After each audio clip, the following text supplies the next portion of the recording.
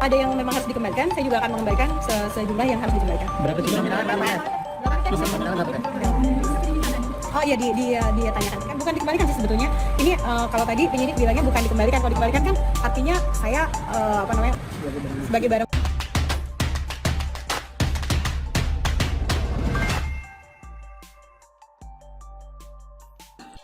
Apa pendapat kalian soal Rosa kembalikan uang 172 juta rupiah kasus DNA Pro? Ditulis oleh Syardi dari suar.com. Sebelum kita bahas soal ini, saya ingin aja kalian bahas tentang penyanyi Rosa yang mengembalikan fee manggung sebesar 172 juta rupiah karena kasus DNA Pro sedang disorot. Saya bukan praktisi hukum, tapi berusaha mencerna ini secara logika. Saya harap pembaca bisa memberikan komentar yang bisa meluruskan atau menambah apa yang sudah saya tuliskan ini. Jadi, ini terkait dengan berita soal Rosa yang honornya disita. Menurut yang saya baca sampai sejauh ini, uang 172 juta rupiah itu disita untuk barang bukti. Pasalnya, para tersangka yang sudah tertangkap membeberkan aliran dana DNA Pro ke sejumlah figur publik. Sehingga beberapa artis pun dipanggil untuk dimintai keterangan. Ya akan disita untuk barang bukti karena itu kan aliran dana ilegal dari para pihak DNA Pro. Nah pertanyaannya itu kemana saja arahnya? Ada ke si A, si B, si C, si D. Otomatis kita akan meminta keterangan daripada yang disampaikan oleh para tersangka yang sudah diperiksa. Berarti uang itu masuk dalam kategori apa? Uang member korban yang diambil para tersangka, kata polisi. Jadi honor yang diterima para artis itu berasal dari hasil kejahatan DNA Pro. Maka dari itu, dia meminta agar membiarkan penyidik bekerja lebih dahulu. Dan setiap uang yang berasal dari hasil kejahatan pasti disita sebagai barang bukti.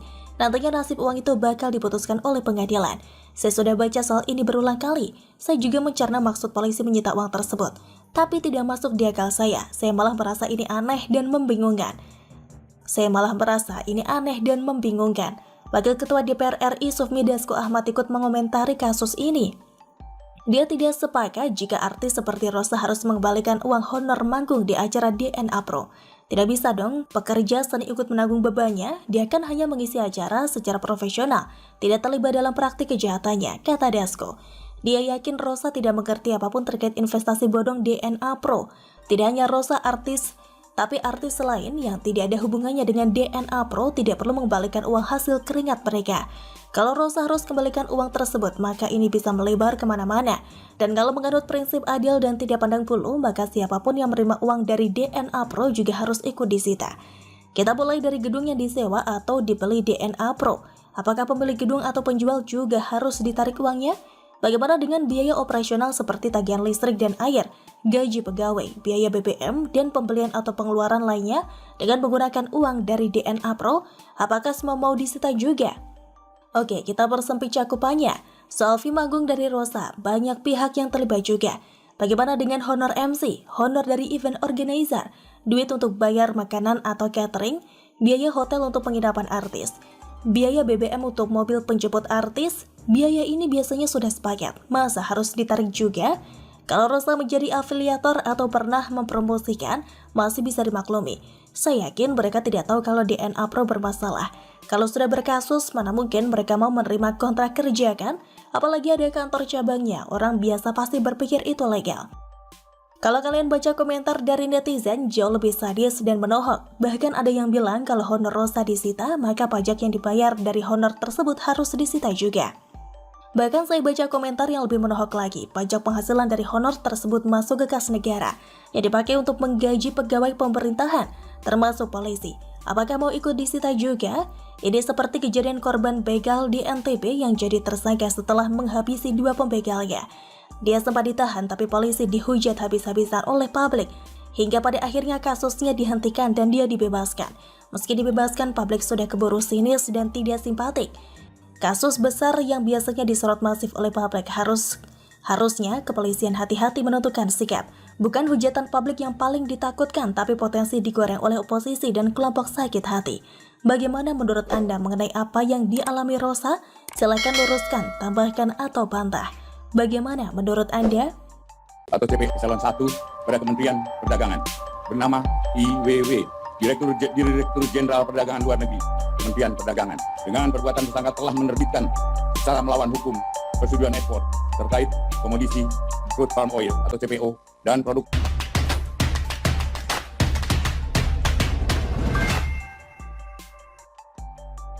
Kode keras Jaksa Agung pasang badan berantas mafia migor, ditulis oleh Dahono Prasetyo dari siwar.com. Pernyataan langsung Jaksa Agung ST Burhanuddin saat menetapkan Dirjen Perdagangan Luar Negeri IWW sebagai tersangka, menyisakan catatan tersendiri bagi institusi penegak hukum. Mafia minyak goreng yang sempat mengguncang masyarakat belakangan ini bukan mafia biasa yang sekelas makelar, tetapi diduga melibatkan oligarki perdagangan luar negeri yang sudah lama mempermainkan sektor ekonomi hajat hidup orang banyak. Siapa IWW dan beberapa pemilik perusahaan yang ditetapkan sebagai tersangka adalah hasil kejelian tim penyidik Kejaksaan Agung. Sudah menjadi rahasia umum ketika aparat penegak hukum berhadapan dengan kasus mafia. Potensi masuk angin atau layu sebelum terungkap seringkali mewarnai proses penegakan umum. Selain kekuatan finansial, mafia juga punya kekuatan politik yang selama ini menjadi kerikil tajam pengungkapan kasus hingga ke akar. Para mafia yang berada di belakang kekuatan politik tertentu sudah bukan barang baru lagi.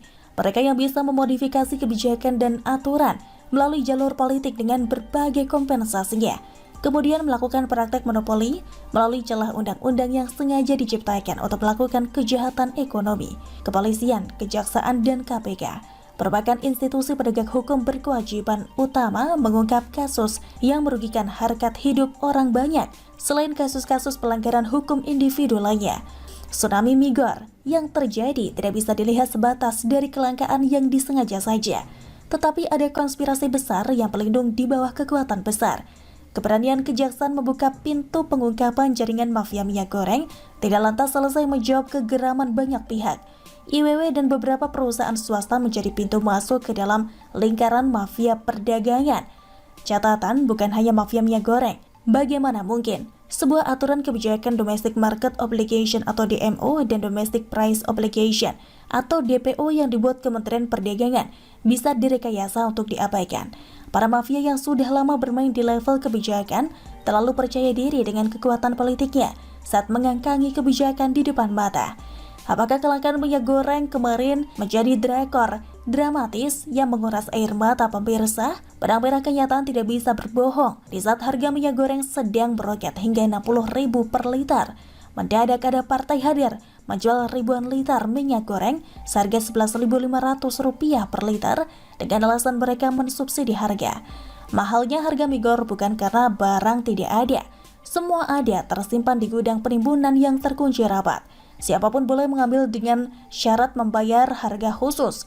Partai yang baik hati mensubsidi harga hanya ada dua kemungkinan. Dia bagian dari pemilik gudang penimbunan yang bebas akses keluar masuk